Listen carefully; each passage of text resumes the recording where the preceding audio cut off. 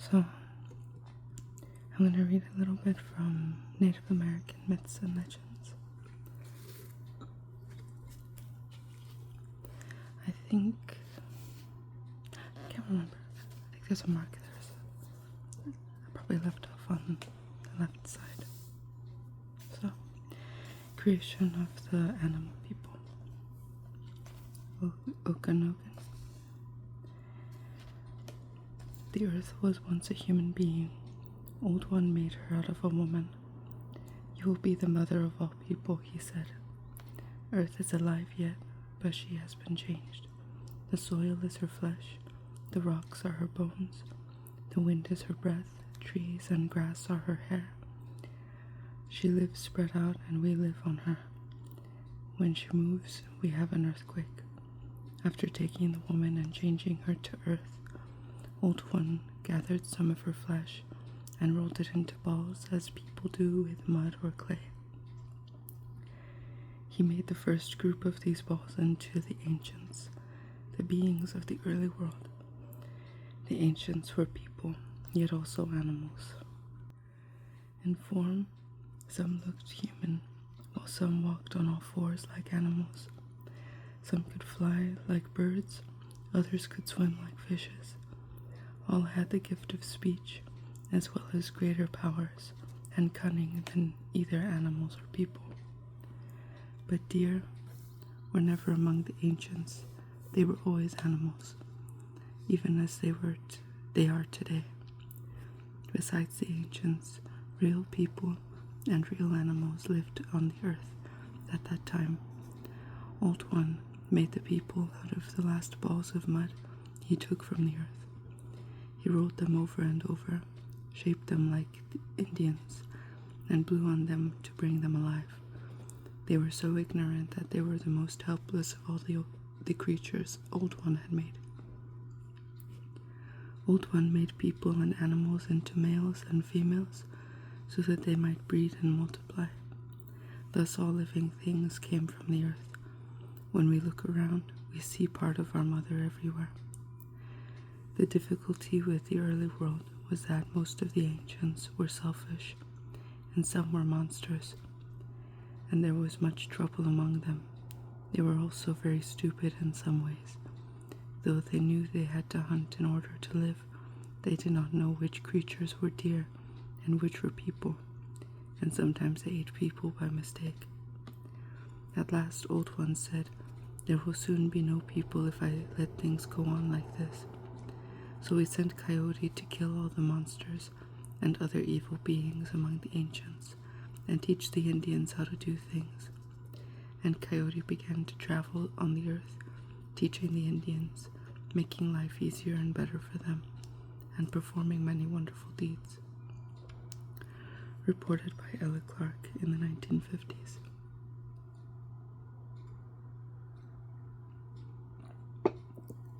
Stone Boy. Broom Sioux. I don't know how you say that. Depending on the individual storyteller, the Sioux legend of Stone Boy takes on many different forms. The following version from the Cheyenne River Reservation was heard by Henry Crow Dog around 1910, when he was a child listening to the storytellers at the campfire. Back in the great days of the Indians, a maiden and her 5 brothers lived together. People in those times had to look for food. It was their main occupation. So while the sister cooked and made clothes, the brothers spent their days hunting. It happened once that this family moved their teepee to the bottom of a canyon. It was a strange, silent place, but there was water in a creek and the hunting was good. The canyon was cool in the summer and shielded from the wind in the winter. Still, when the brothers went out hunting, the girl was always waiting for them. Waiting and listening, she heard noises. Often she thought they were footsteps, but when she looked outside, no one was there. Then one evening, only 4 of the 5 brothers came back from hunting. They and the sister stayed awake all night, wondering what could have happened to the other. The next day, when the men went hunting, only 3 returned. Again, they and the sister stayed awake, wondering. The next evening, only 2 came home, and they and the girl were afraid. In those early days, the Indians had no sacred ceremonies or prayers to guide them, so it was hard for the maiden and her 2 brothers to watch through the night in that ghostly place. Again, the brothers went out in the morning, and only a single one returned at night. Now the girl cried and begged him to stay home, but they had to eat, and so in the morning her last and youngest brother, whom she loved best of all, went out to hunt. Like the others, he did not come back. Now no one would bring the maiden food or water or protect her. Weeping, the girl left the canyon and climbed to the top of the hill. She wanted to die, but did not know how to. Then she saw a round pebble lying on the ground. Thinking that it would kill her, she picked it up and swallowed it. With peace in her heart, the maiden went back to the teepee. She drank some water and felt a stirring inside her, as if the rock were telling her not to worry. She was comforted, though she could not sleep for missing her brothers. The next day she had nothing left to eat except some pemmican and berries. She meant to eat them and drink water from the creek, but she found she wasn't hungry. She felt as if she had been to a feast, and walked around singing to herself. The following day she was happy in a way she had never been before. On the 4th day that girl had been alone. She felt pain. Now the end comes, she thought. Now I die. She didn't mind, but instead of dying, she gave birth to a little boy. What will I do with this child? She wondered. How did it come? It must be that stone I swallowed. The child was strong, with shining eyes, though the girl felt weak. For a while, she had been going to care for the new life, her son. She named him Ian Hokshi, Stone Boy, and wrapped him in her brother's clothes. Day after day he grew, 10 times faster than ordinary infants, and with a more perfect body. The mother knew that her baby had great powers. One day when he was playing outside the teepee, he made a bow and arrows, all by himself, all by his own. Looking at his flint arrowhead, the mother wondered how he had done it. Maybe he knows that he was a stone and I swallowed him. She thought, he must have a rock nature. The baby grew so fast that he was soon walking. His hair became long, and as he matured, his mother became afraid that she would lose him as she had lost her brothers. She cried often, and though he did not ask why, he seemed to know.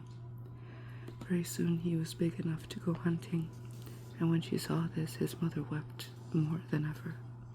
Stone Boy, come into the teepee. Mother, don't cry, he said. You used to have 5 uncles, she said, but they went out hunting. One after another, they did not come back. And she told them about his birth, how she had gone to the top of the hill and swallowed a stone, and how she had felt something moving inside her. I know, he said, and I'm going to look for your brothers, my uncles. But if you don't return, she sobbed, what will I do? I will come back, he told her. I will come back with my uncles. Stay in the teepee until I do.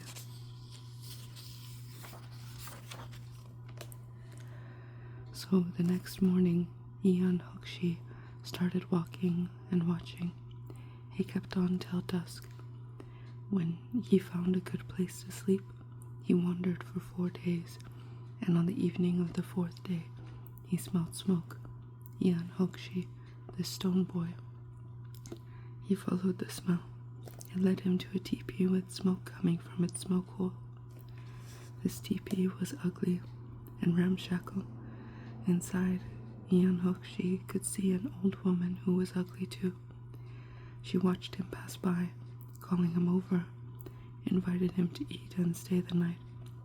Stone Boy went into the teepee, though he was uneasy in his mind and a little timid. He looked around and saw 5 big uncles, propped up on end, leaning against the teepee wall, and he wondered. This old woman was cooking some meat. When it was done, he ate it, though it didn't taste good. Later, she fixed a dirty old buffalo robe for him to sleep on, but he sensed danger and felt wide awake. I have a backache, the woman said. Before you go to sleep, I wish you would rub it for me by walking up and down my back. I am old and alone, and I have nobody to help with my pain. She lay down, and Stone Boy began walking on her back. As he did, he felt something sticking up under her buckskin robe, something sharp like a knife or a needle or the point of a spear. Maybe she used this sharp tool to kill my uncles, he thought. Maybe she put poison from a snake on its point. Yes, that must be so. He unhooked she, having pondered, jumped high in the air, as high as he could, and came down on that old woman's back with a crash. He jumped and jumped until he was exhausted, and the hag was lying dead with a broken back. Then Ian Hookshee walked over to the big uncle, the big bundles, which were wrapped in animal hides and lashed together with rawhide thongs. He unwrapped them and found 5 men dead and dried like jerked meat, hardly human looking. These must be my uncles, he thought, but he didn't know how to bring them back to life. Outside the ugly teepee was a heap of rocks, round grey stones. He found that they were talking, and that he could understand them. Ian Hookshee, Stone Boy, you are one of us. You come from us. You come from Tunka. You come from Ian. Listen, pay attention. Following their instructions, he built a little dome-like hut out of bent willow sticks. He covered it with the old woman's buffalo robes and put the 5 dead, dried-up humans inside. Out in the open, he built a big fire. He set the rocks right in the flames, picked up the old woman, and threw her in to burn her up. After the rocks glowed red-hot, Stone Boy found a deer antler, and he used it to carry them one by one into the little hut he made. He picked up the old woman's water bag, a buffalo bladder, decorated with quill work, and filled it with water. He drew its rawhide tight and took it inside too. Then he placed the dried humans around him in a circle.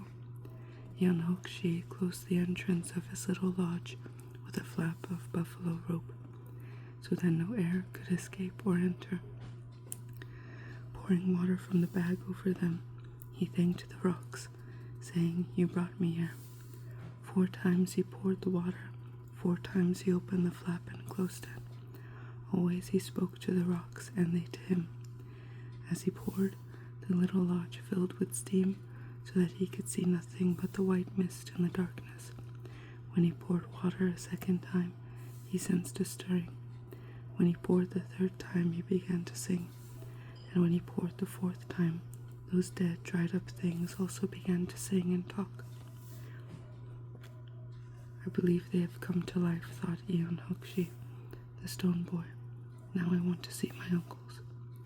He opened the flap for the last time, watching the steam flow out and rise into the sky as a feathery cloud. The bonfire and the moonlight both shone into the little sweat lodge, and by their light he saw 5 good-looking young men sitting inside. He said, "Oh, Lekshi, you must be my uncles." They smiled and laughed, happy to be alive again. Ian Hookshee said, "This is what my mother, your sister, wanted. This is what she wished for." He also told them, "The rock saved me, and now it has saved you. Ian, Tunka, rock, Tunka, Ian, Tunka Sheila, the grandfather spirit. We will learn to worship this little lodge, these rocks, the water, the fire. These are sacred. These we will use from now on, as we have done here for the first time, for purification, for life, for Wichosani, for health. All this has been given to us so that we may live. We shall be a tribe. Told by Henry Crow Dog, February 26, 1968, at Rosebud, South Dakota, and recorded by Richard Erdos. Henry Crow Dog is a full-blooded Sioux elder with a majestic face, craggy as the Black Hills themselves. He is the grandson of the famous Crow Dog, a chief warrior and leader of the Ghost Dancers. The first Crow Dog once voluntarily drove 150 miles to his own hanging for killing his rival, Chief Spotted Tail, only to be freed on orders of the Supreme Court, which ruled that federal law had no jurisdiction on Indian reservation.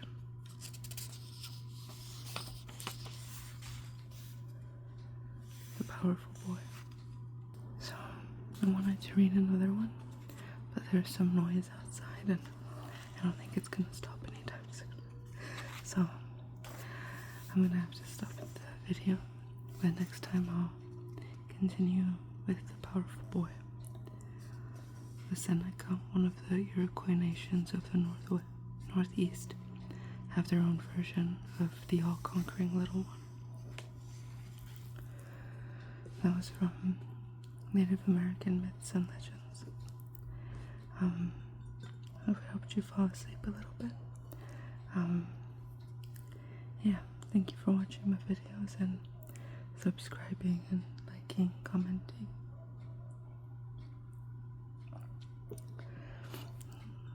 Hope my videos could help you fall asleep.